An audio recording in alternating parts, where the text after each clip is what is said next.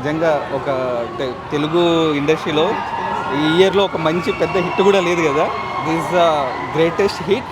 నిజంగా తెలుగు వాళ్ళు ప్రతి వ్యక్తి చూడాలి. ఇది చాలా చాలా ఒక గ్రేట్ సినిమా నేను ఈరోజు చూశాను, నేను ఈరోజు విట్నెస్ చేశాను. ఐఎమ్ వెరీ ప్రౌడ్ దానికి.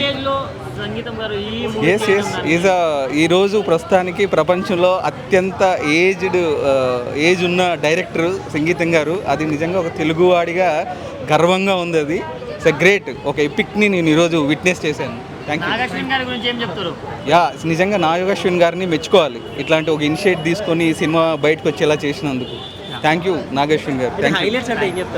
సార్ ప్రతిదీ హైలైటే సార్. ఎందుకంటే అన్ని రకాల ఎమోషన్స్ని పాట ద్వారా నేను అనుకున్నా, కొద్దిసేపు తర్వాత బోర్ కొడుతుందేమో, చిరాకు వస్తుందేమో అనుకున్నాను నేను యాక్చువల్లీ.